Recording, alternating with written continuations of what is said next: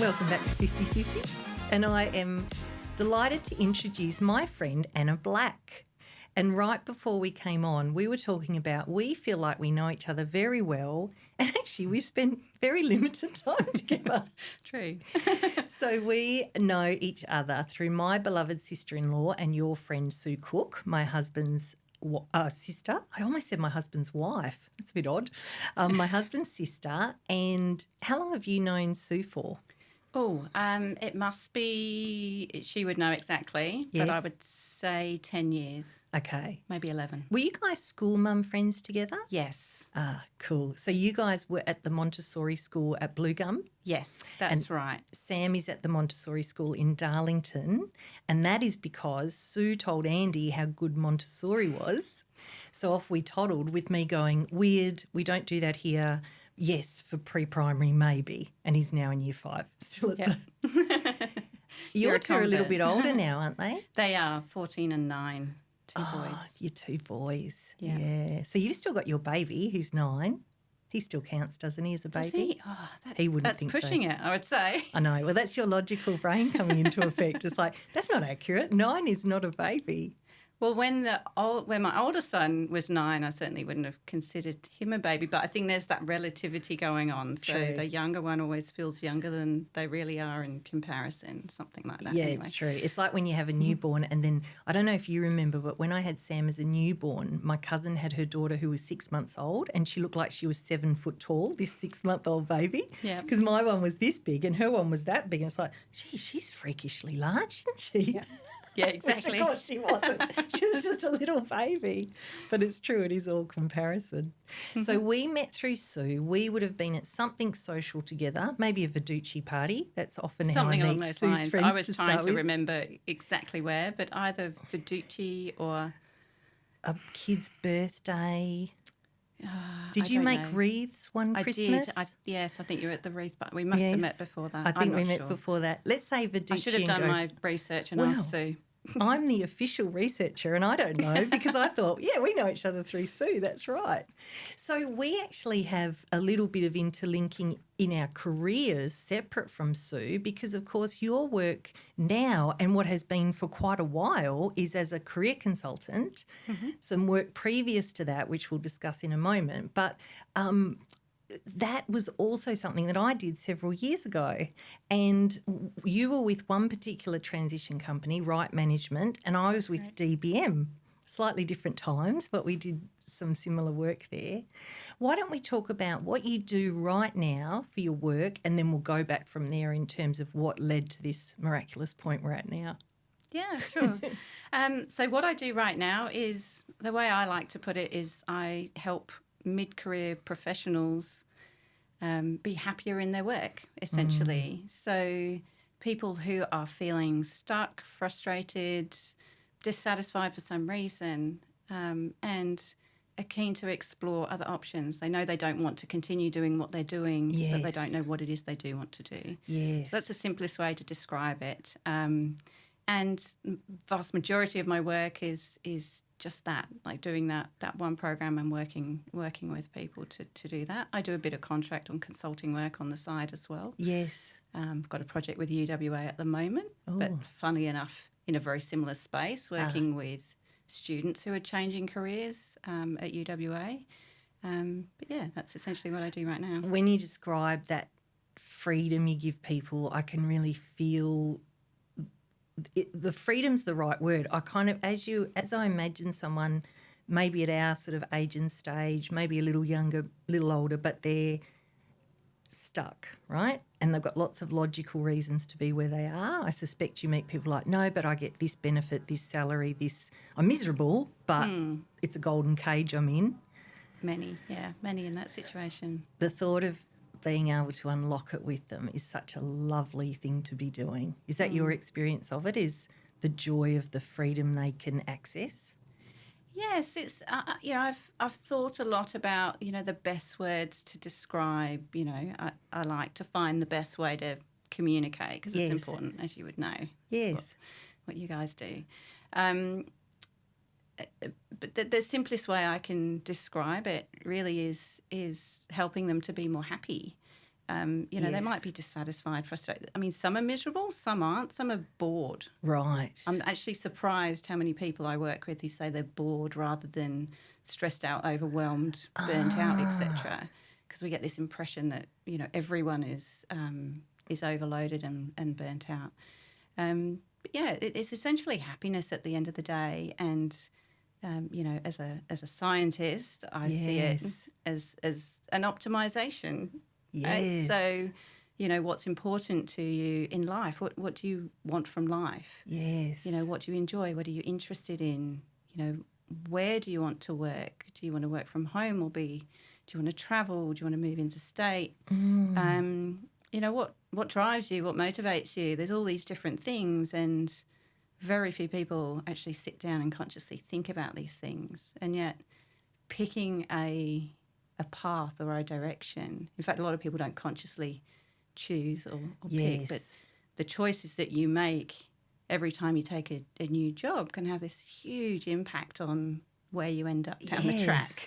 As I'm sure that's so can amazing. appreciate. One thing that's very surprising to me, and it comes from my melodramatic personality, is that people aren't wailing and gnashing of teeth, because if I don't feel like I'm in the right spot, that's my reaction, is to go, this is wrong, and there's a lot of drama and a lot, whereas of course you're right, people are just dissatisfied and bored and go, Anna might be able to help me look at, is there something better? But it's not as dramatic as I had it. I had people really clambering towards your door, torn rags. Help me, I'm in misery. Don't get many like that. And I think, part of it might be, I think we can be, our perception can be a bit biased by the people that do approach us and that do have conversations with us, right? Yes. So I definitely have the perception that almost everybody could do better in terms of, finding a career that is a better fit for them, because I only talk to people in my professional life who are in that situation who want to find something that's a better fit. And perhaps by the same token, people who are, so burnt out and so desperate, perhaps don't have the headspace or the time or capacity to reach out and have that conversation. And that's something that does, it's on my mind, because to do this work and to make a change, you need time, headspace.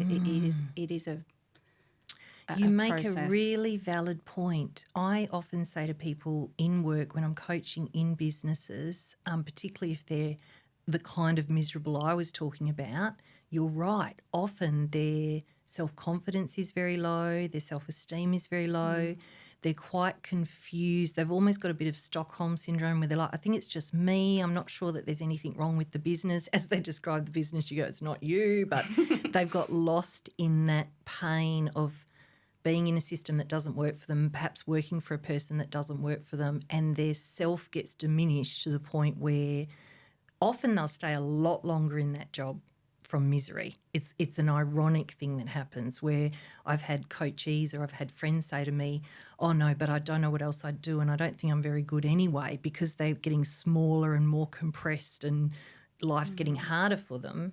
It makes sense to me that at that point they may not be the person that reaches out to you, because they actually need a bit of recovery before.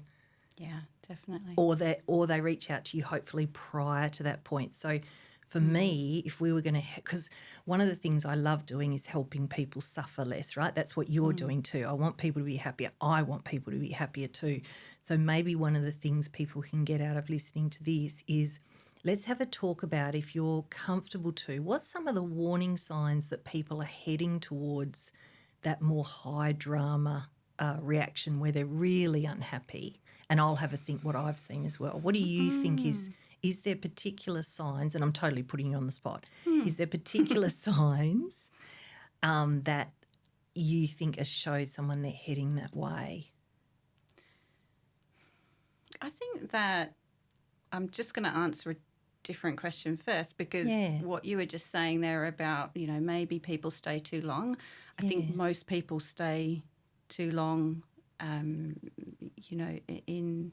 in in jobs that they're not happy with. I would say change is difficult, and Yes. we're kind of creatures of comfort, and there's a lot of better the devil you know. So making a change feels risky and scary, and well, what if I make this change and it's worse than where I am now? So there's a lot of that rationalisation that goes on. So most people will say to me that they wish they'd changed 2, 5, 10 years ago. Yeah, and right. I certainly feel that way myself. Yeah, right. But what are the signs that people are heading for that real misery? I would. The thing that comes to mind is burnout, and all the signs of burnout. And I've been following a guy called Nick Petrie in New Zealand who's done a lot of research on burnout. And it's so valuable, the information that he puts out on LinkedIn. And he talks about 3 stages of burnout. The one being those, we all go through periods of stress, but it's temporary. We can deal with it. It's okay. Level 2 is being in a state of kind of constant stress. And level 3 is, that, serious level where, you can't get out of bed and you sort of cease to function, if you like. So I find that really helpful in terms of, if people are in that level 2, and there's a lot of people who are sitting in that level 2 who are, constantly stressed, and if work is the source of that stress, there's only so long you can stay in that state. Yes. So if people are saying that they're always stressed, I would say that would be, I guess, a key flag. And I think one of the difficult things, though, is kind of unpicking, what is what an individual can do, and what they're able to change, and what is the organisational, or what's outside of their control, and what is, the organisation's problem, if you like. And I think that's really challenging. I think a lot of people feel like, I just need to do more or better or different, or, I'm not good enough, or whatever, and it's focused on them. Whereas often it is organisational challenges or simply a bad fit. And I think this is sort of my mission, is to, get that message out that we are all different, and there's no good job or bad job. There's no good person or bad person. We're just all different, and it's about sort of individual fit between people and roles and culture, etc. Yes.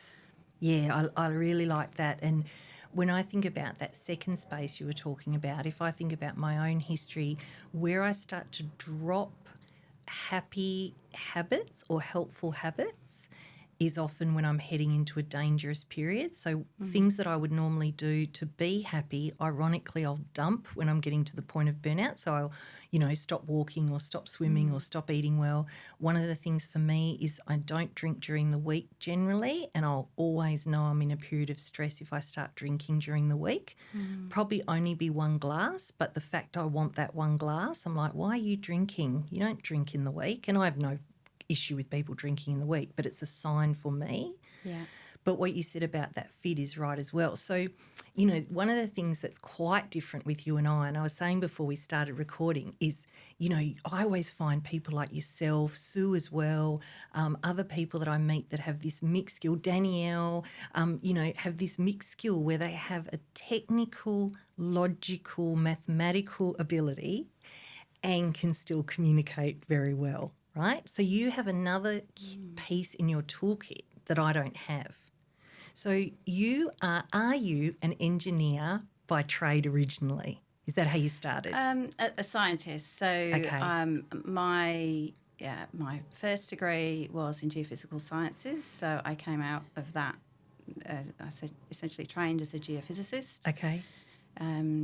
Which is, measuring the physical properties of the ground to, in the mining context, find new mineral deposits. So we measure things like, gravity. I say we. I don't actually count myself as a geophysicist anymore. But you did. You were. But I was. Actually, on my LinkedIn headline is ex-geophysicist, which has caused a few comments. Yeah. So it was that's my background. So I consider myself a scientist. I have a scientific, logical kind of process, very structured brain. Yes.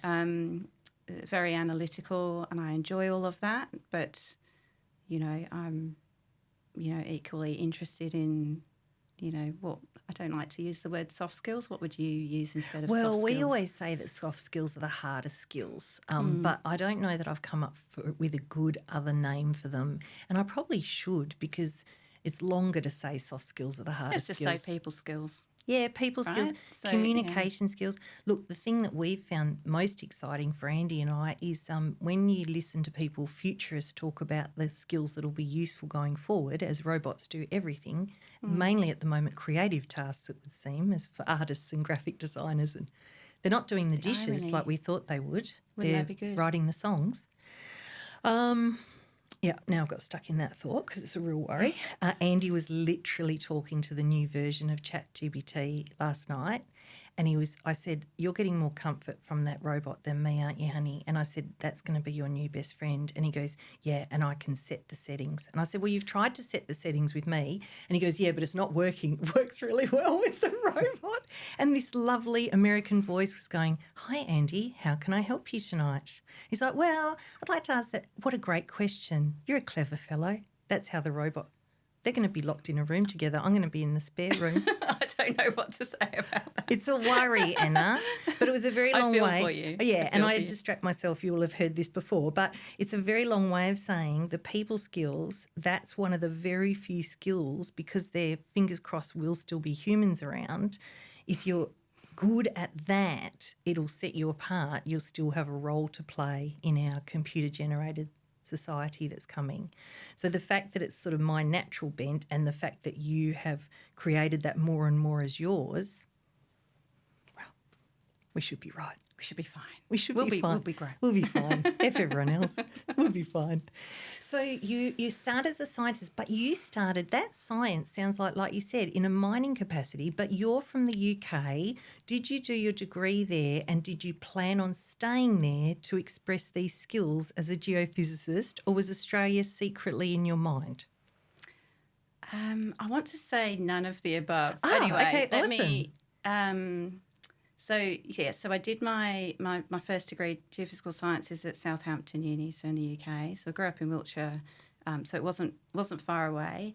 And Is Wiltshire near London? It's we call it Southwest England, but Okay. it's most people then say Cornwall. I was and gonna it's not say, Cornwall. yeah. Stonehenge, Okay. Bath, Yes. sort of in the middle of the Thank the, you. the Got it. south.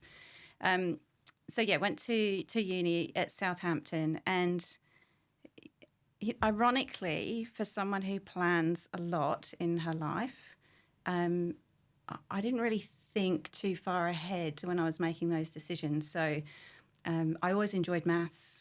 Enjoyed physics was my science of choice. I really enjoyed it through my school and my A levels. I did maths, physics, and German. And I chose geophysical sciences simply because it was interesting. I was interested in the earth, the structure of the earth, earthquakes, volcanoes. We did, astronomy. We did oceanography. It was all really fascinating. Oh, yeah. And that was the extent of my thinking when I made that decision. As a very young person. Yeah. So I would have been around 18, and I actually changed my mind last minute as well. So I was supposed to head off to uni, and with a few days to go, I had second thoughts. I went, I don't think this is for me. It was a different physics. Physics with modern acoustics was where I was supposed to go. Physics with modern acoustics? Yes. As in the kind of world Grayson works in? Or what kind of acoustics? It was, sound, I guess sound engineering, acoustics of buildings, so everything to do with sound waves and that sort of thing. This is what happens when I speak to very bright people in an area I have no understanding of. We get questions like... Well, you're assuming I have an understanding. Like I didn't do the course, so I don't actually know. But that sort of thing, right? So you were going to do that, and then the last couple of days you go, no, I'm going to do this other Yeah, thing. I just freaked out. I went, I don't think that's for me, because it was more of a pure physics degree. And, as you go through life, you sort of have these little clues, these little signals pop up. My dad had said something about, he knew a lady he worked with who had done a physics degree and come out the other side, and it was, theoretical and practically useless. And I was like, oh, no, it'll be fine, it'll be fine. And then someone else said something and someone else said something. And I'm like, I just had this last minute freak out and went, I don't think this is what I should do. Yeah. So I was literally searching through the uni course books the week before I was supposed to go off to Guildford. And my brother actually at the time said, he's a couple of years older than me and had already gone off to uni. And I confided in him because unfortunately my nan had died that week as well. And so I didn't want to be, pain in the backside and putting that additional stress on my mum. So I had a word with my brother. And he said, oh, don't worry, it's easy to change. Just, it'll be fine. Awesome. You can change. It's easy, because he'd already changed his course and had that experience, which was really helpful. So I confessed to my mum once I'd found the course. I was like, this sounds really interesting. I think I want to do this one instead. And she said to me, that's fine, but I can't help you. You have to sort it out yourself. Okay. And it was the best thing. And I did. I phoned the uni. I got it all sorted and off I went. But yeah, to go back to the actual question, I chose the course simply because it was interesting, and I was extremely lucky that course essentially qualified me to be a geophysicist, and that there were jobs at the end of that. Yeah.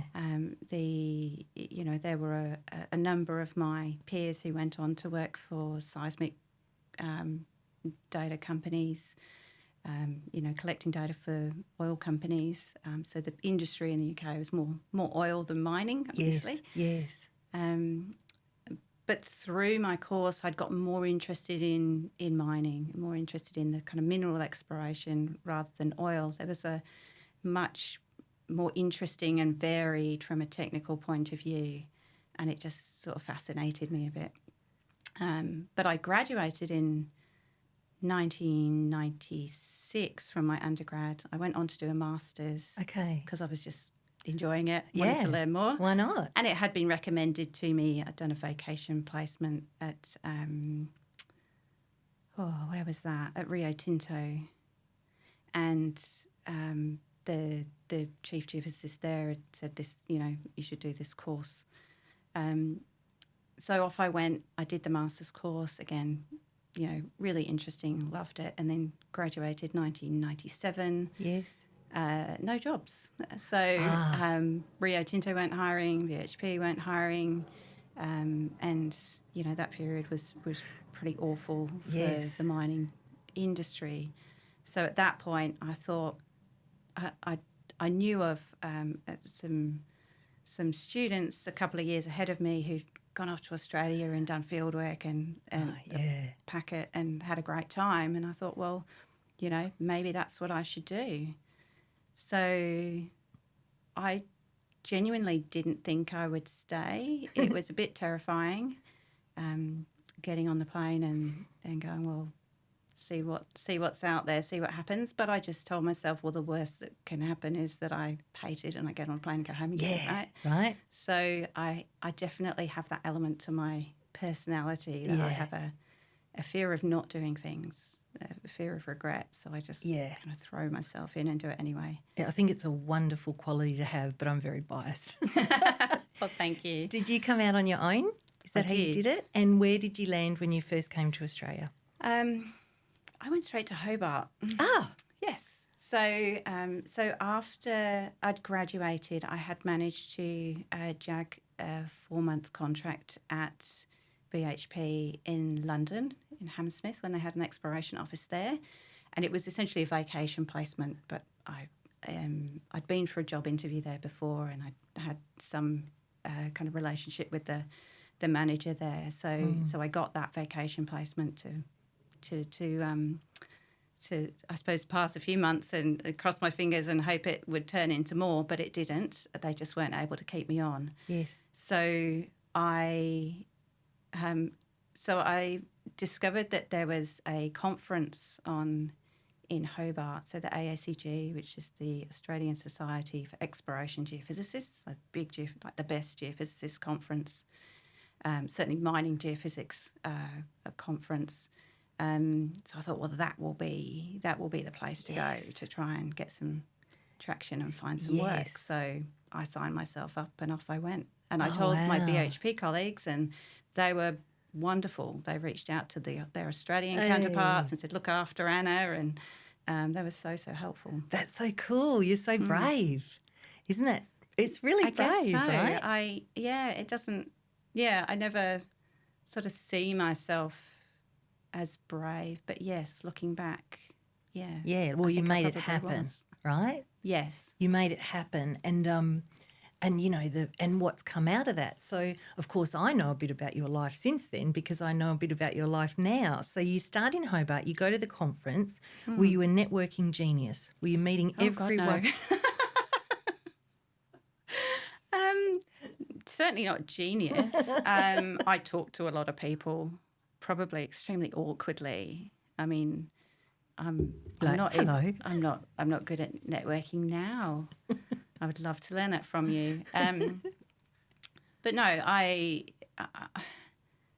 talked to a lot of people there, and again, I think it helped to have been, connected with the BHP crew down there as well. Wonderful. And they introduced me to a few people. Oh yeah. But I did do quite a bit of cold calling, and in the first year or so I was over here, and that's how what kicked it off.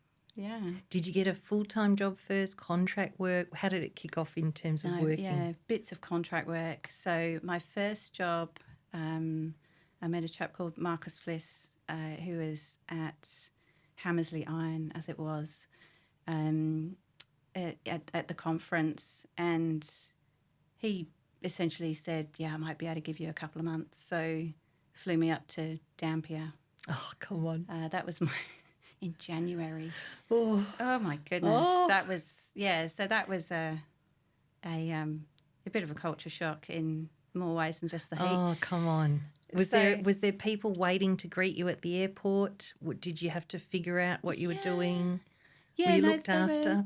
I was very well looked after. Oh, that's good. Yes, that's good. Yeah, no, it was good. They had a small office there. People were lovely.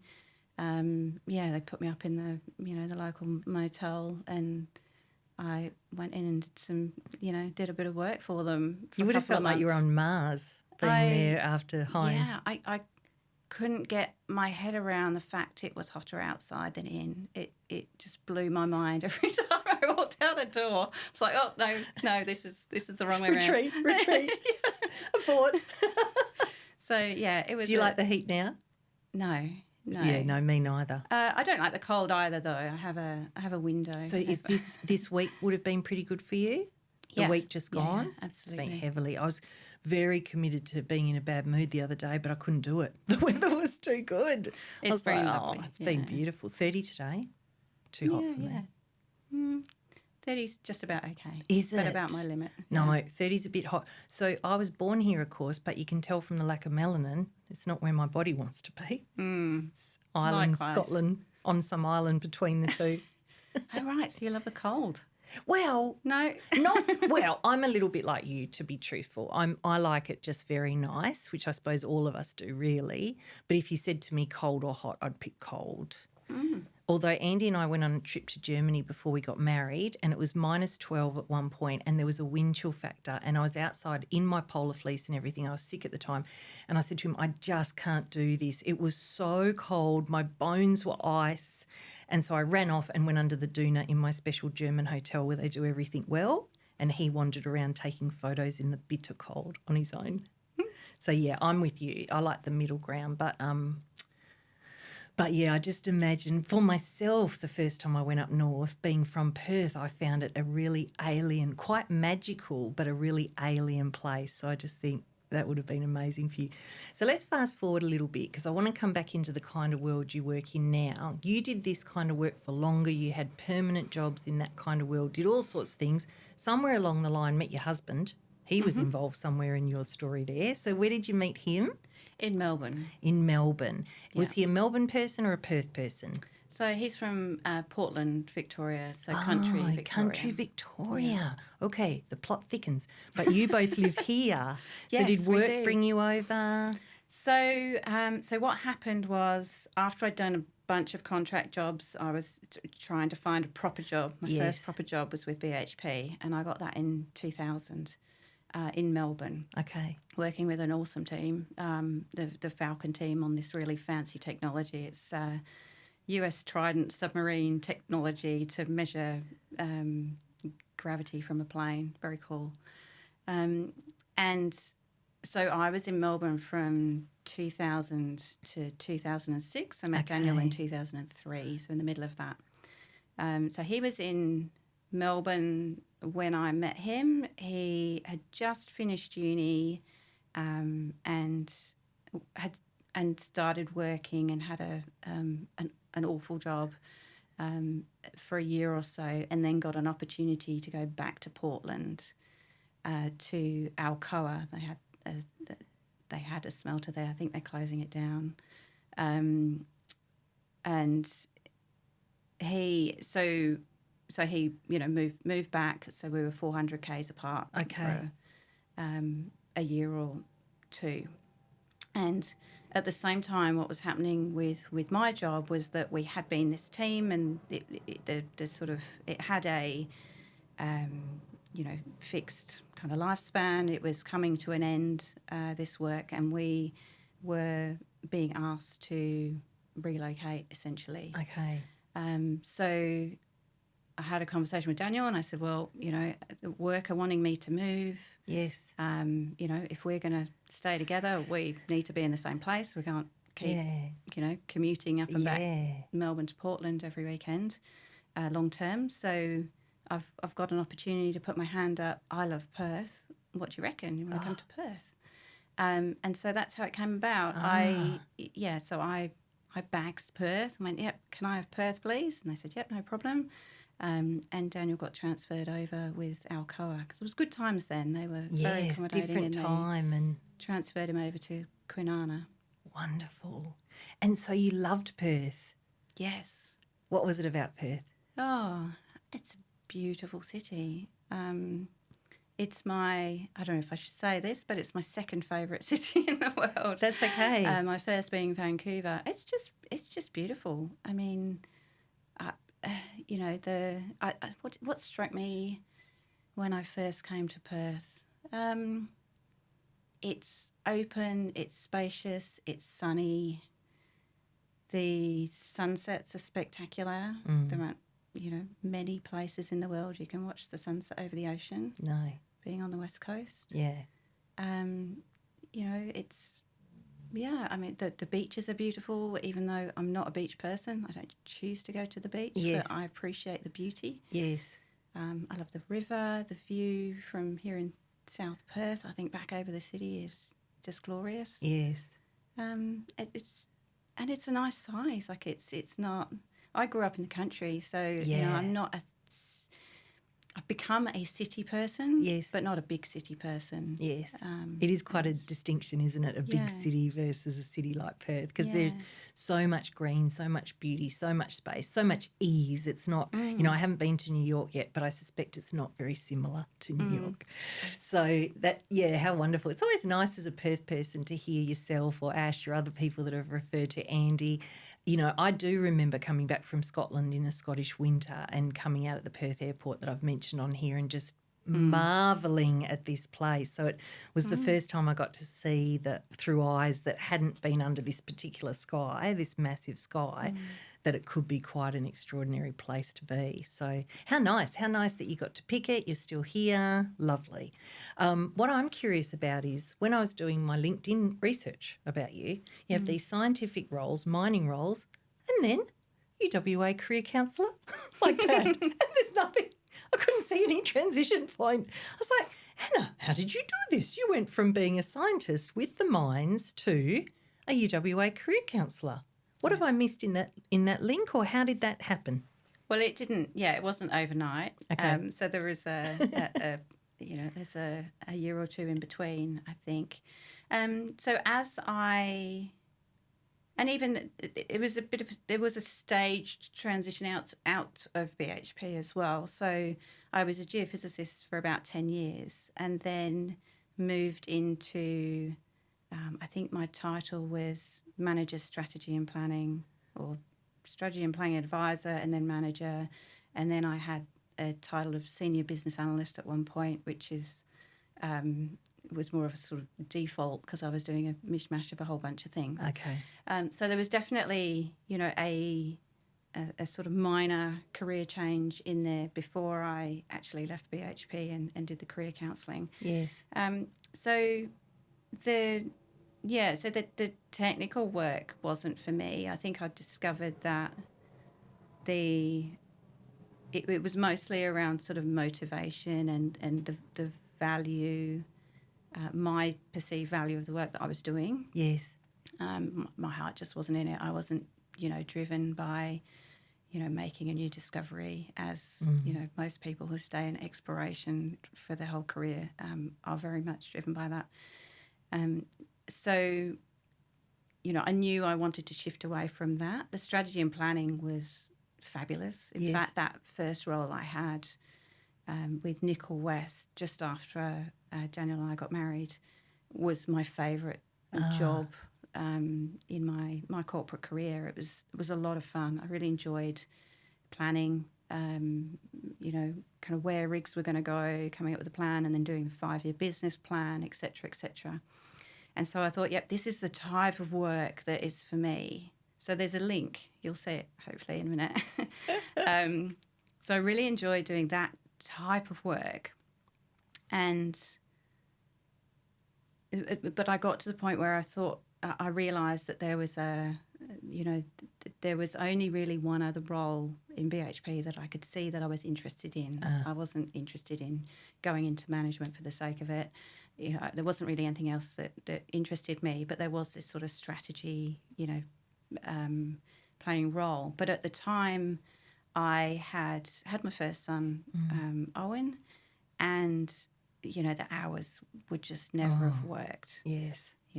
That role, you were sort of required to be wherever you were asked to be, and would, the guy who was doing it at the time, a guy called Mike, he was, frequently starting meetings at 5:30, and God knows what time he was getting out. So it was clear that certainly wasn't going to work for me. Yes.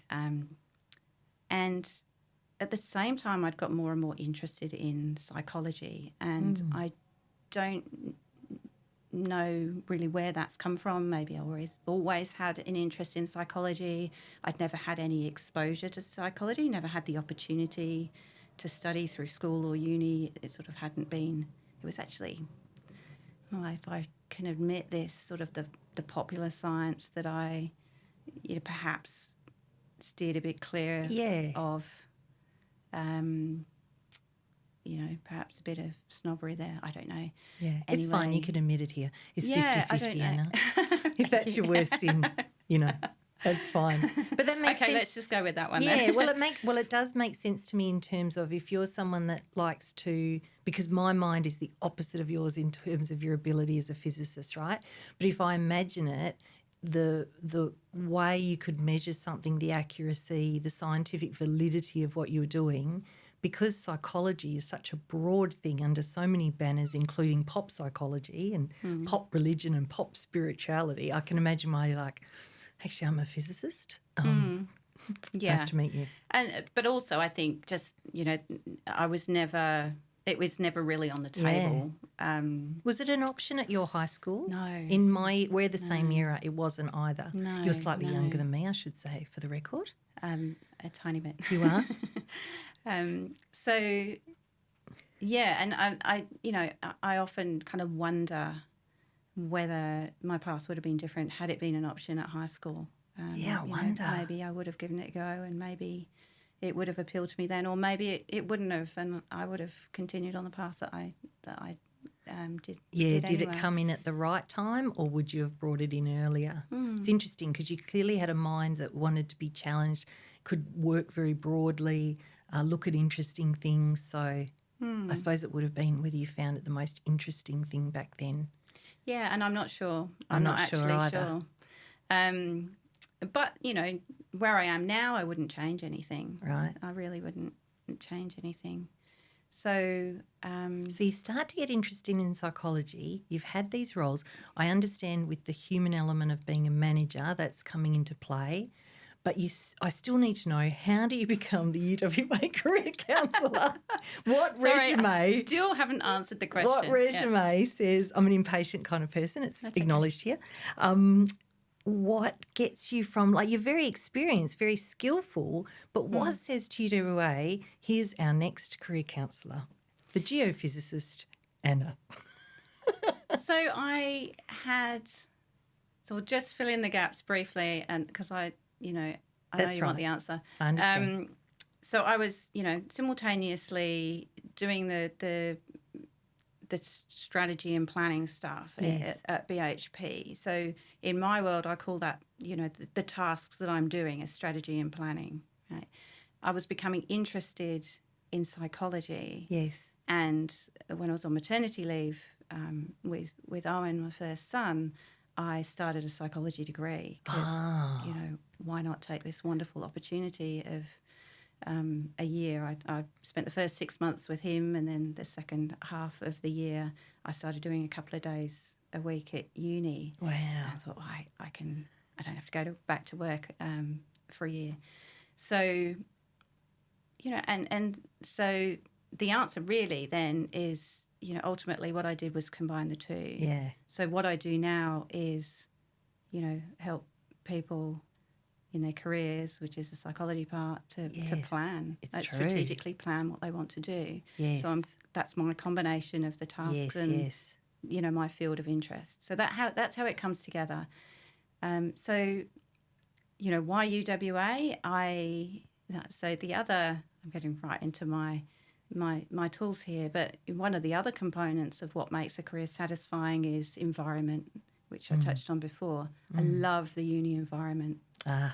And, what more beautiful, environment than UWA. And I always felt like I wanted to work with more experienced, mid-career people doing the career counselling. But UWA was this fabulous opportunity to get into the uni environment, get some experience under my belt. And so that's why that was my first role. Yeah, and you were helping students in that role. Yes, well, students and staff. I was going to say, was it both? And was it staff. different ages of people? Different ages. So the majority were students. So first-time students. So and that was great experience in terms of getting used to working through a process with them and helping them as much as I could. But what I found after a while was that, they were all in a pretty similar boat. They didn't have experience under their belt to really know themselves well, or to have an awful lot to work with. Yes. Not that that's not, it's incredibly important, the career support that people, that students get at university. Yes. But it wasn't my I was going to say particular it's perfect niche for of what them, I was but interested what you in. want. Yeah, that's right. So I found it it became a bit repetitive. But the work that I did with staff was fabulous because they were a range of ages. And I think from memory it was because there was a restructure happening at the time and they wanted to give staff some support to think through what they wanted to do and whether they wanted to reapply for their jobs or apply for something a bit different. And so the Career Centre offered our services up to staff, and I loved that. Yes, I can imagine, because really it was fascinating. We're getting much closer to a match for what you could tell you wanted to do. Yeah. They've had some experience prior, so you can work with the grist for the mill. Like, you can say, okay, you've done this history, what do you want to do next? Was it after that you were at Right Management, which is an extension of that kind of work with people was right the same as DBM, where people had been made redundant, for instance, and they were given career transition support as a part of it? Yeah. Do you ever use Up in the Air as a reference with George Clooney? No. And there's a reason for that, right? Because I always used to say to people, so I used to work in career transition, like Up in the Air, but nothing like Up in the Air, Yes. because, you know, that was a very particular slant on that particular world. I had an experience like you did, I suppose, with UWA with the students, where you were like, this is getting a bit repetitive, or there's not enough juice for me. At the end of working with DBM, I've told the story of when a fellow came in and I realised I didn't want to help anyone else with their resume, with their right?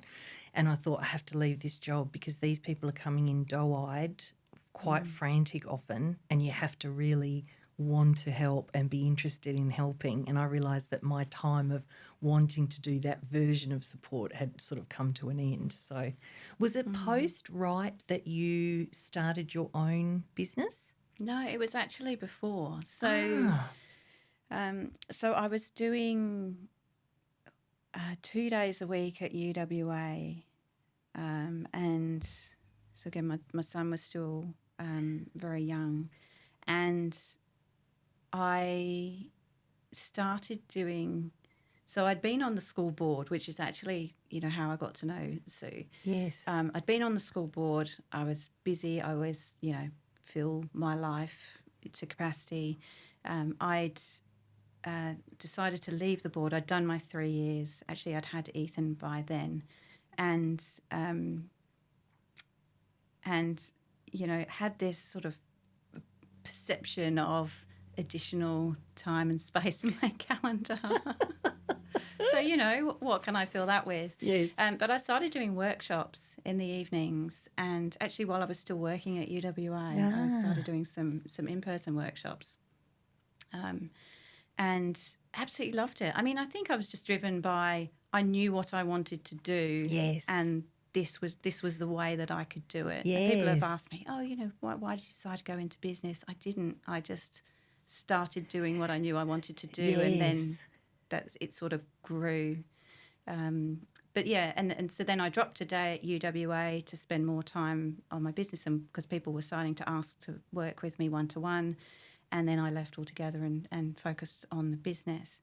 And then Right Management came about because I was feeling isolated, and I was like, right, no,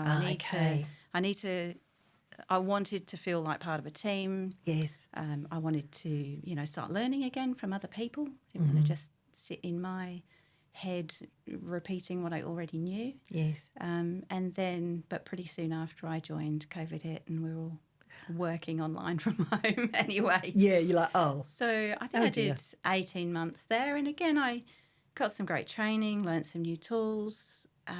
You know, it was great. And the team there were lovely. They're beautiful, beautiful people. But it just became, you know, too much. I was doing too much of the resume job search interview stuff that I wasn't enjoying. Yes. And just, you know, and the hours, you know, there were a few hours here and there, but, you know, it wasn't an efficient use of my time, should we say. So I like how you said prior to that, when you started doing those night workshops, as often when I've not known someone very long, like you and I haven't known each other very long, and you've had this whole life prior, I'm like, oh, I had no idea how that started for you. And what I love is when you said, I knew what I wanted to do, and the beauty of that feeling I've shared on here, having years of pain around what is it I'm meant to do, you know, and because like I shared earlier, I don't have a bored reaction, I have a very melodramatic reaction.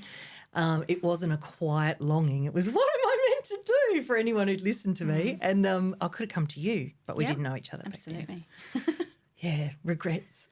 Well, I went through that process with a lady called Annette Walker. So I didn't mention that, but in my, you know, circling around in my own head for several years before I left BHP, I'd started the psychology study and the psych degree, and I was loving it. And I connected with these amazing women. There were 2 other women who were the mature age students, as we were with kids. And we were just sit around and talk about what we were learning. It was fabulous. Yes. But then I went back to work at BHP after the maternity leave. And so I was doing 2 days at work, still continuing the study. And I was like, I've got to pick a direction here. I've got to figure out what am I actually going to complete the psych degree and go down that route. Yes. Or not. Like, I need to work this out because, it was too much. And so one of the ideas I had in my mind at the time was career counselling. But I wasn't sure. So I reached out to a lady called Annette Walker and initially to ask her some questions and do the informational interview. Yes. And it quickly turned into essentially a sales conversation, and she was very good. Was she selling you? Was she selling you something? Yeah, absolutely. And so this is what she did. She did sort of career. I think she described it as career transition. And so I thought, well, if I'm interested in it, and I'm trying to, this is kind of what I need. And it will certainly answer the question of whether I want to do this or not, because I will get, Yeah, very good value for your logical mind. Thank you. And so I did that, and it was fabulous, and it's paid off many fold since, because not only did I learn that was actually what I wanted to do, but also learnt so much about the process, and her expertise has been so helpful. But she was also a cluey businesswoman as well, and so a great. I consider her a mentor and certainly a role model. Yes. She made that business work really well for her. So Clever. I take a lot of inspiration from her. Yeah, wonderful. And then you started doing your night workshops, but if we fast forward to now, the way you work, when I was doing my research, I saw that you have, and I wanted to watch it prior and I didn't. I'll have to watch it post, which isn't very useful, but you have a webinar that people can do. So can you hop on that? Is it a recorded webinar? Can you hop on any time and just watch it? Is it a freebie? How does that one work? Is that how you'd start to find out about you, or would you get in touch with you? What's the normal process? The webinar is a really good place to start. So yes, it's a free a free recorded webinar, goes for around 35 minutes, and essentially outlines what I do, the process that I use. Breaks a few myths around this idea that if you want to do work that you love, you have to sacrifice money. Awesome. Which is not necessarily the case. That would be music to people's ears. Yeah, and I think there'd be a real story there. Yeah, and so that's one of the critical things. But also, one of the things, the thing that probably holds most people back is, yes, the money side. I need to pay bills, and I don't want to, go too far backwards in my lifestyle. No one wants to do that. But also just getting clear on what they want to do and being confident in that. So overcoming the fear of change and, just getting clear. Because I think so many people stay stuck simply because of the unknown out there. They don't know what they want, and they're just so afraid of getting it wrong. Yes, I and agree making a with mistake and, out of frying pan into the fire. Yes. And, as you get older, most of the people I work with are between, say, 35 and 55. Yes. It's not easy to make a change. Yes. And often there's a bit of investment, perhaps in study or something, and no one wants to get that wrong. Yes. You only really get one shot for most people. Yeah, that makes sense to me. I don't know if that answered the question, though. No, but it did. Webinar is a free webinar, and that's a great place for people to get a feel for what I do. That point you just made is really, really useful one, because when Peter and I were talking, Peter Slocum, we were talking about fear, and so I'm a bit odd. I have things that worry me that don't worry anyone else, but then I have things that don't worry me that worry the majority of people. So when you talk about age, I go, oh, what do you mean by that? Because for me, I'm 50, but I just think that's hilarious, and what doesn't stop me doing anything. But I'm very unrealistic and unplanned, and I just assume everything's going to work out. And sometimes that's true, occasionally it's not. But I don't think like most people. So when you say someone's 35 to 55 and they're thinking of a change, of course, a normal person at 50 would think, say you had been in the same career till 50, who go, I've been a geophysicist until 50, now I want to be an opera singer. How's this going to go? I still need to retire. I still need to have money. I don't know if I can be an opera singer. It seems like a weird move. And as I say there's that, a heap of different things right? tied up in that. So there's ego, but I'm known as a yes, geophysicist or whatever. What's yes, everyone going to think? Yes. Are they going to judge me? You know, how am I going to explain this? Are they going to support me? There's a financial side. I've got a mortgage. I'm going to. Yes. It's quite a sacrifice if you're, studying or pouring your time in, whether it be financial energy, time, Yes. and also emotionally, if you invest yourself in something, and I think this is key for a lot of people. Yes. If they're afraid of kind of getting their hopes up and going, I think this is the thing. Well, what if it's not? What if they get into that and go, oh, this is no better, or even worse? Yeah. That's awful. Yeah. So people stay stuck. Yeah, I like sort of cliches and stuff like that. And one of my favourites is when it's behind you, it's a tiger. When it's in front of you, it's a kitten. And I think that what's going to happen, because the truth is, what's the risk really? Like if they're a very experienced, say, geophysicist, and they go, I want to be an opera singer, and they try to be an opera singer and it doesn't work, for me, they're going to get another geophysicist job. It's going to be very easy to explain. But also, I feel like, isn't the pain worse of not having had a go? Like in reality, and I get that people are worried about what people are saying about them, because people do say things about one another, but not very often and with a very low level of commitment. It's not like people are really thinking about us at all, right? Ever, because they're so busy thinking about themselves, even though we're all very worried what everyone's thinking. Peter had a line I really liked. I think she said she had it on the fridge when the kids were little, the walls of fear of paper thin. That's a really nice one. But they don't feel paper thin. Like I can so imagine, particularly someone that doesn't have I feel like, okay, I had an entrepreneurial dad. I saw risks taking place. I had a particular nature that was sort of anxious and go-getting all in one. But, I had these examples I could refer to. And then I think, I can imagine if people had two employed parents who'd really recommended getting a job and staying in it, had a reserved or conservative partner, and they want to make a change, I can imagine that these things would feel at least massive. And the reason I think you would be so beautiful for them is because you're a logical, grounded, planning person. You're not going to leap about with them and go, come on, I can imagine you being... I don't, no. No, I can imagine you encouraging them, but in a safe, grounded, planned, thought-out way, because you think about things. So you will have thought about which way can we step through this. You correct me anytime I hit something that's wrong. You think, how are we going to step this through? The webinar will be lots of logical things to think about. Then you'll work with the person, really get to understand them, and then you'll think, okay, how can we strategically approach this change? What are the steps going to be? What's the timing around the steps? How can I support you in taking those steps? How do we rejig if we hit a wall?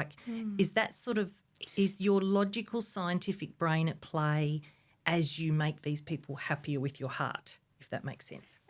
Yes, definitely. A lot of the logical steps, though, are around coming to the decision and making the plan of what they are going to do. Okay. So what I do, another way of putting it, is de-risking the change.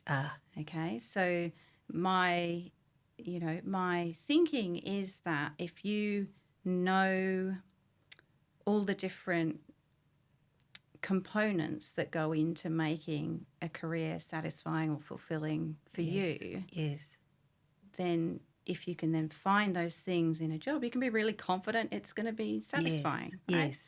So it's actually a really logical process. Yes. And one of the things that people do say to me sometimes is, I did speak to someone and, they threw up lots of ideas and, told me to pick one and go for it. That's not enough for a lot of people. And yes, a lot of people I work with are somewhat similar personality to me. Yeah, that's good. They're deep thinkers. They are quite sort of logical and need to be confident before they can make a move. And there is a logical, a process and approach to it where you can de-risk it and say, look, you've looked at every option, you've gone through everything, you've identified exactly what will make work satisfying for you. Yes. You've found the option that best fits that.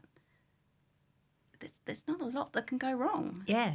So you plan that transition, but it's also then important to think about timeframes as well. So I do also, your point around, well, what's the worst that can happen if you try something else, and you can always go back to what you've done before. I try and encourage people to think about their career not as, what's the ideal and I need to move to that and that's it, job done. Yes. It's what we want changes over time to a degree. What makes sense to working with our own lives, changes over time. So we do talk about time frames. So we say, right, you want to be an author? Yes. Great. I've got several clients who love writing. Yes. Oh, but it's just not realistic. There's no point. Yes, That's the response you get. Yes. You go, well, hold on a minute. Could you do that in retirement? Of course you could. Right? Well, what can you do to maybe do that a bit earlier than retirement? Okay, you start bringing it forward. So it might not be practical right now, but, careers come in all different shapes and forms, and you can combine different things. And, so we look at lots of different ways to I love it. To plug things together as well. I love it because and just bringing that forward and saying, right, well, what can you do now? Can you enroll in a creative writing task or just write an hour a week, right? If you start now, where are you going to be in a couple of years? Yes. Tasha Broomhall, who's the next interview that will come out, be put into the public realm, she talked about a researcher that she loves called, I think it might be BJ Fogg, Fogg. I've just ordered his or her book, and it's about small changes making a difference. And we were talking, of course, about our famous fellow Atomic Habits. Name has escaped me. James Clear. Thank you. Look, Tasha didn't denigrate James Clear, but you could feel her passion for the Fogg author. So I ordered the Fogg author. I've seen Atomic Habits. But when you talk about this, okay, let's bring it forward, or if you did an hour now, I've seen very useful graphs before where, exponentially grows from these little changes over time. But I also particularly like how your approach would work for everyone, because you're more conservative, thoughtful, conservative. Did I say conservative twice? Intelligent thinkers, risk averse, want what they want but don't make silly decisions. Your style's a very good match for them. But then if someone like me came in going, Anna, help me, I can't live like this anymore, your approach still works. Yeah. Because whilst I'd be more likely to say, yeah, let's do that, I'll be less reserved. Still the thought process, you help the addled and unaddled mind, right? Because the logical thinkers will be a good match because they go, right, you're not a flippertigy, but I can follow what's going here. You seem very calm and settled.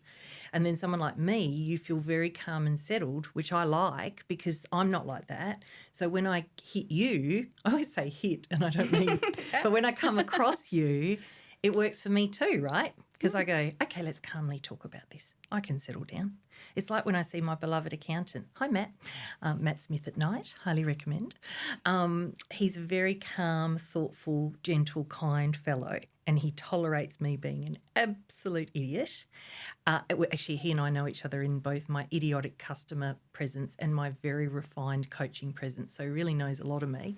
But, he's right for me because he's grounded, clever, knows what's going to happen, plans, and I can use that expertise. So, yeah, it's good all round, right? Yeah, absolutely. Because there's a number of different components that, one of the challenges with working out what is right for you, and it is a big decision, there are a number of steps in that process, and lots of people do some of the steps but in the wrong order. Yes. And it's really not rocket science. It's not hard. Yes. But you need to work through it kind of logically and methodically. And so that's the power, and I see the beauty in doing it that way. Yes.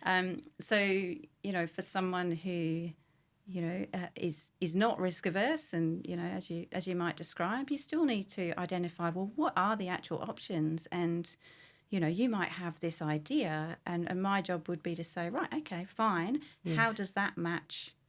What really ticks the your checklist, your priorities?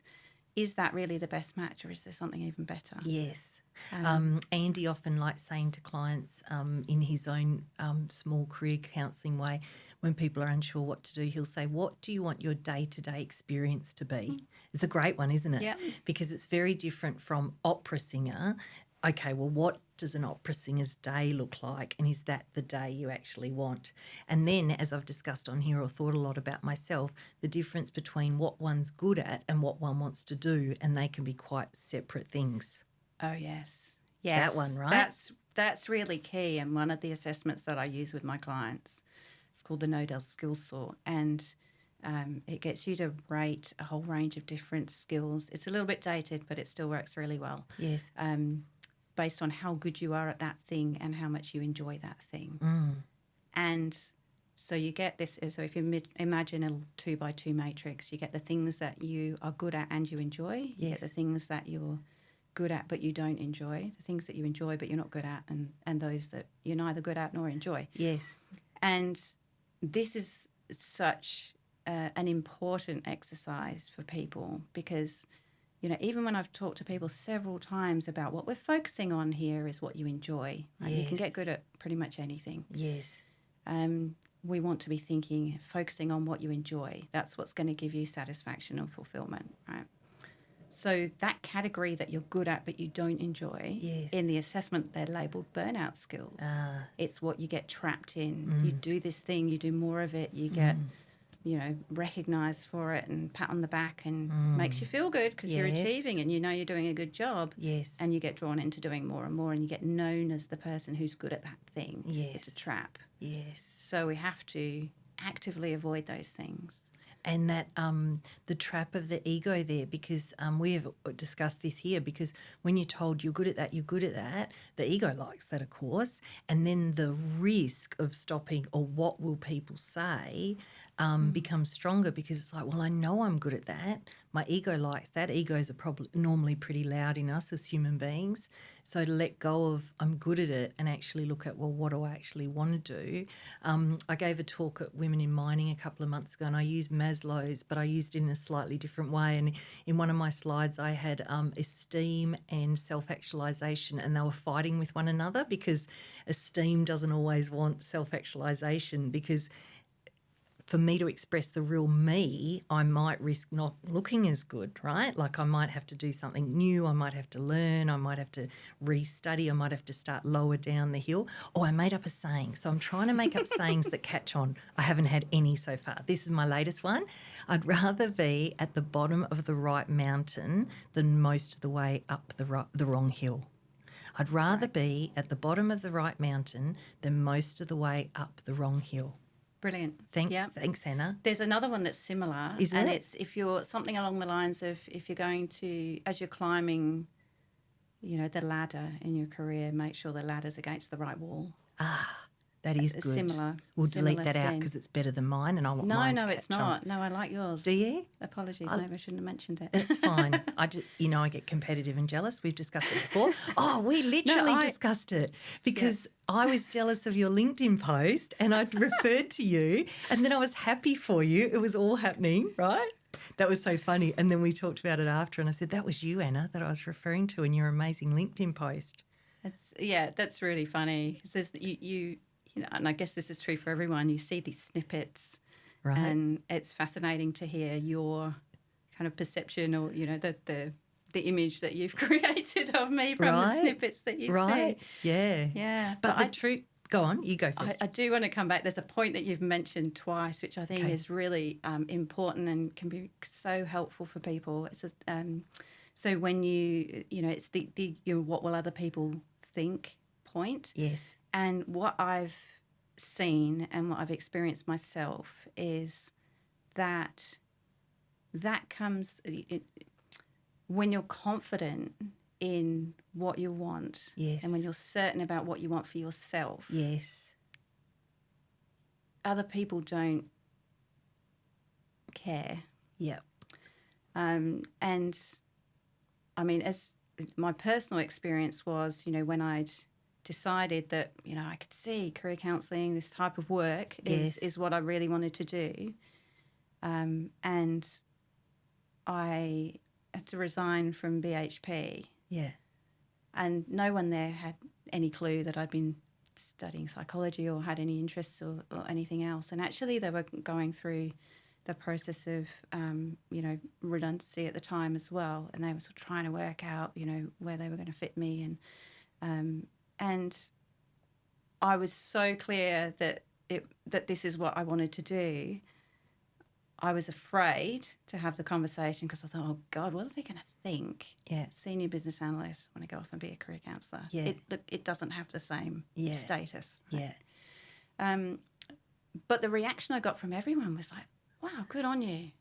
Yeah. And I was really shocked. Yeah. I thought, well, I was so sure people were going to say, well, what do you want to do that for? Yes. That's why. Yes. But they didn't. And I 100% believe it's because I was confident and I said, this is what I want to do. I've decided I'm going to do this. Yes.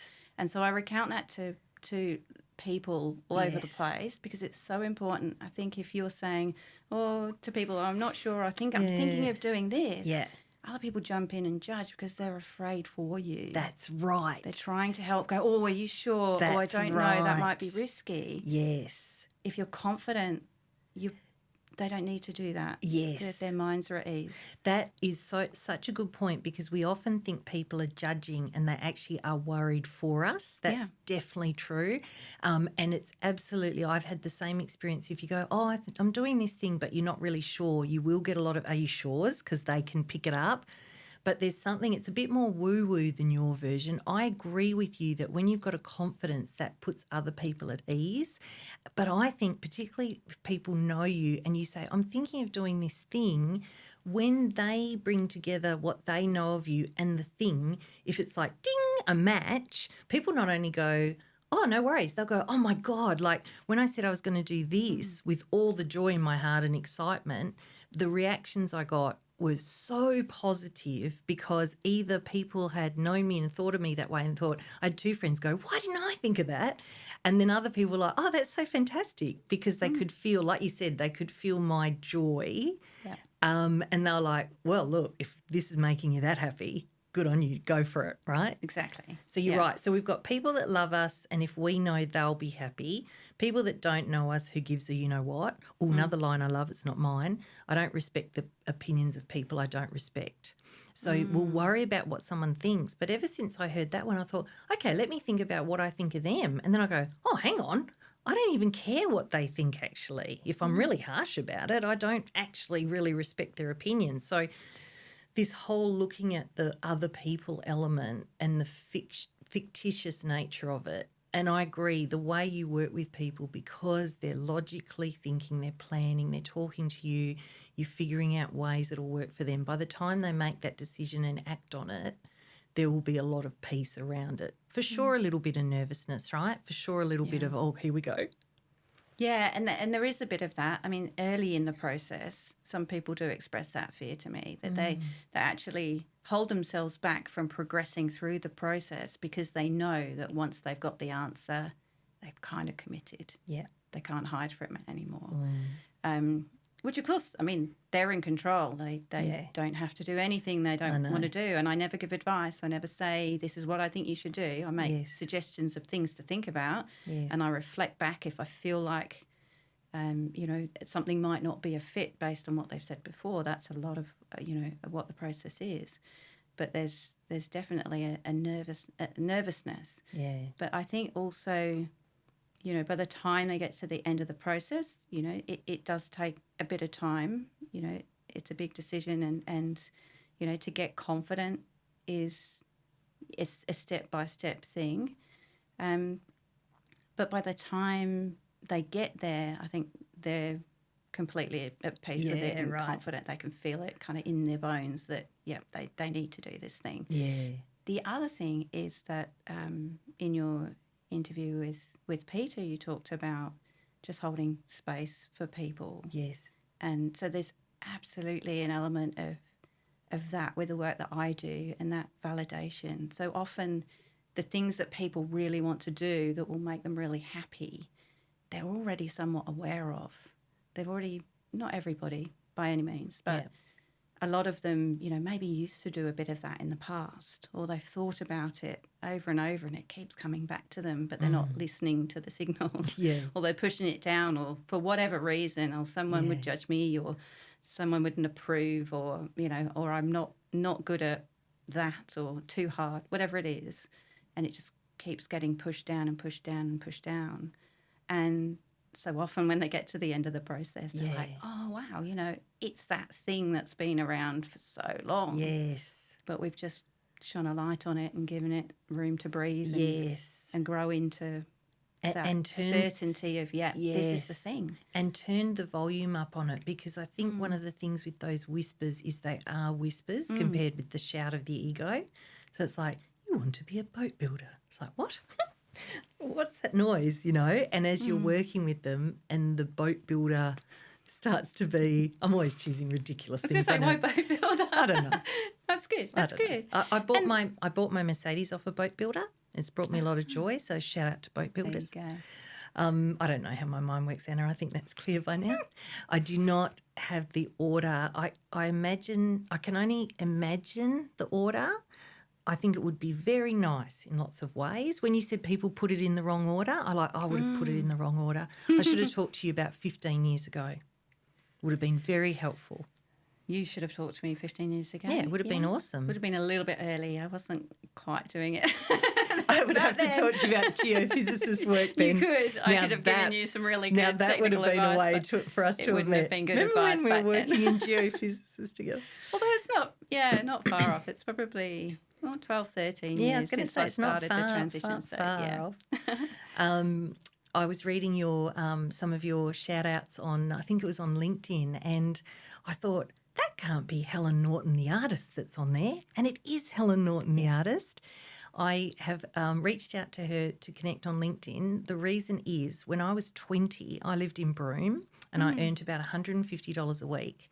And Helen Norton had an exhibition on at Cable Beach. She had a painting which is about as big as this wall. Mm-hmm.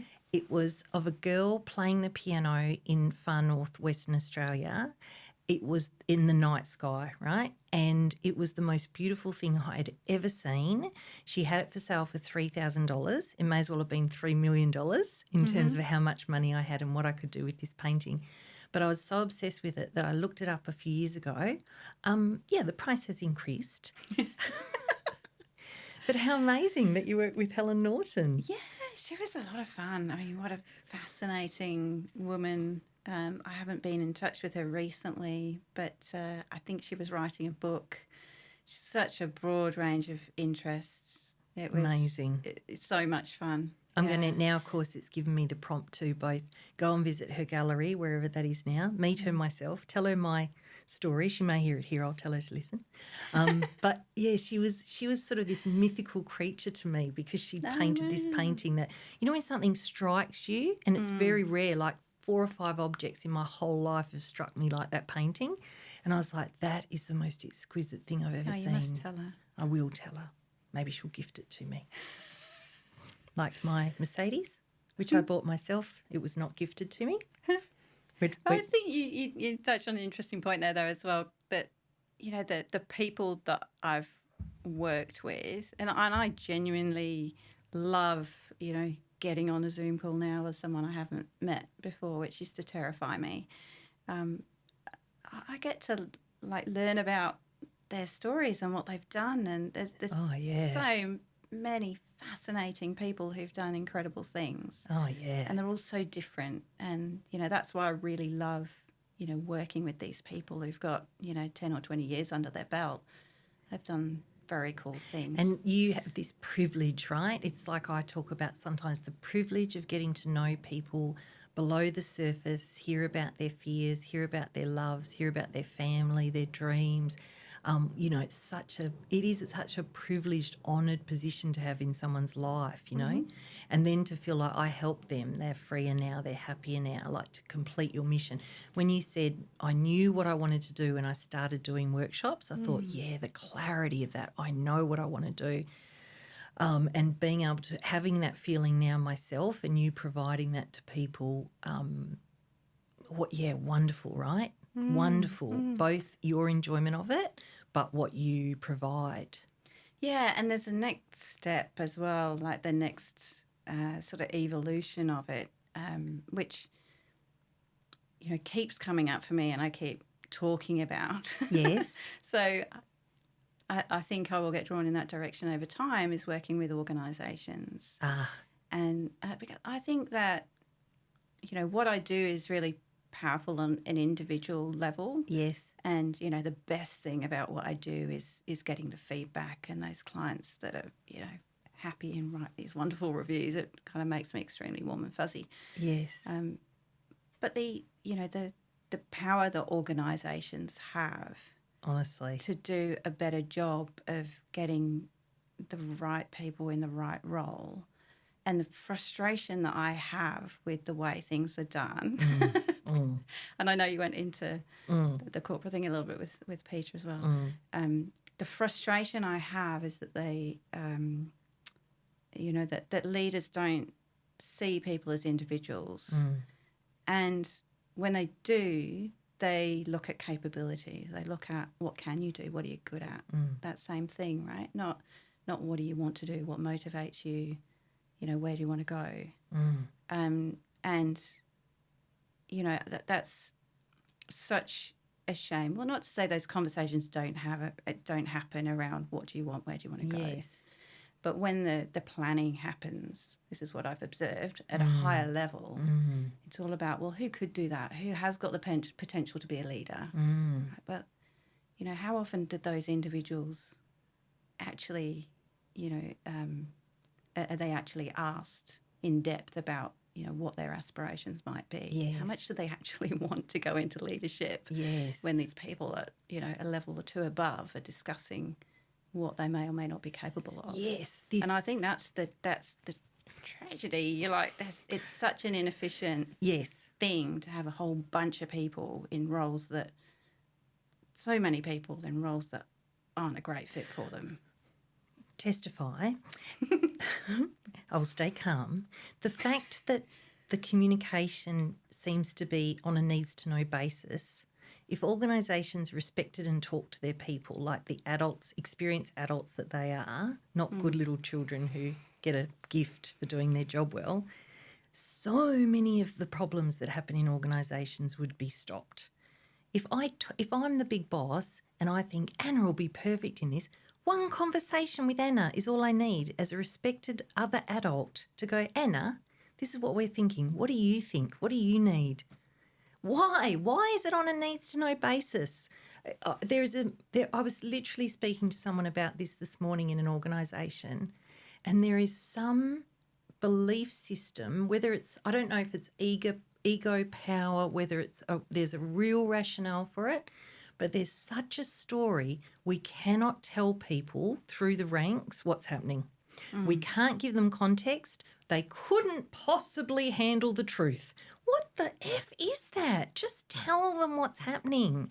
And when people are left in limbo, I said I wouldn't get upset, I've failed, I'm sorry, but when people are left in limbo, particularly heading towards redundancy or all they need to do is, if they give a date and the date changes, admit the date has changed, apologise for the change and give them a new date. Weeks, months go by with no communication. It is immoral to me that people are not talked to. I will now breathe. No, I agree. I think, there are many ways to go about, communication around redundancy and the process, and when you commit, and I'm not pretending that there's an ideal way of doing it, but I have seen people be, kept hanging for 6-12 months. 6-12 months. And what has happened with some people, I also get very passionate about this, is that your voice is very different to mine. You're better to speak about it. You say more. You still sound lovely and sane. They sit in a pool, and that old role is being made redundant, and yet they get given a secondment. Oh, we'll use you on this for some period of time. And then, but what at the end of that? And that gets extended. But the special project. This this event is looming, and I think keeping people in that place of uncertainty is cruel. It's cruel. That's the perfect word. It tortures people, and I've watched them before my very eyes become shadow of their former self. And it can be rationalised. It can be rationalised for profit and for money and for whatever, and on the needs-to-know basis. But the truth is, it's cruel. And when businesses admit that and actually make a difference, I've now got in my mind that one of our podcasts, we actually do a panel-style interview. We have yourself, Peter and Tasha, none of whom I've asked, and talk about this very issue and whether it can be how and whether it can be changed. I would love to do that. That would be great. I think and it's not just around redundancy, but I agree, that communication issue. So, another example is when, an opportunity becomes available and, someone is shifted into that opportunity behind closed book doors, and it's not shared openly, so no one else can put their hand up. Yes. And I've had that conversation with managers before, and I said, but, we'd have to go through this whole process. And yes, it takes time. It takes time to do the right thing. And you've put one of the blockers, it's easy for me to say this and this should happen, and I watch how busy the people at these management levels are because the whole thing is set up not to do what we're hoping for, not to have the human approach, because it's all no time, money's the king or queen, and therefore the very people that I'm most angry at are pawns in this same system, right? So it's a big conversation. If we say that Peter said things will continue to change and she's hopeful, that's the balm that I use to soothe myself. But I'm thinking we could have another conversation around that. We could talk more about that as you develop that in your own business, because it sounds like it's in your thinking but it hasn't yet become... It's something that I could potentially do tomorrow. And, right. And because what I've got in mind is essentially doing what I do but at a larger level, a team, with 100, 200, 500 people. Yes. I may not have capacity for that, actually. Now I'm thinking it through. On. I'm getting ahead of myself. My logical brain says, no, there is no room in the calendar for that for the foreseeable future. But I've done... I'm part joking there. I've done it in a workshop style, and there are different ways that you could potentially do it. And now I'm thinking about, how I would do that and getting the plan in place. But I guess the key challenge that I would like to tackle is getting the right people in the right roles. So it sometimes happens, when there's a restructure happening, and you get this. There may be, opportunities for redeployment, and, a bunch of people might be, given some support to figure out, well, what is it they want to, is it something that they want to put their hand up for to try and go elsewhere in the organisation rather than be impacted? And that's great. But what if we did that for everyone? What if you had a team of, 200-300 people and you have several, a number of people who are in roles that aren't a good fit, and you could kind of shift them around and optimise. Here I am, optimising again. Yes. The people that you already have with the roles that they actually want to do. Yes. I mean, that improves everything. Engagement, productivity, retention, etc. Retention issues alone as a financial thing. Yeah. It's like the cost of lack of soft skills, is just huge, but it somehow seems to be ignored.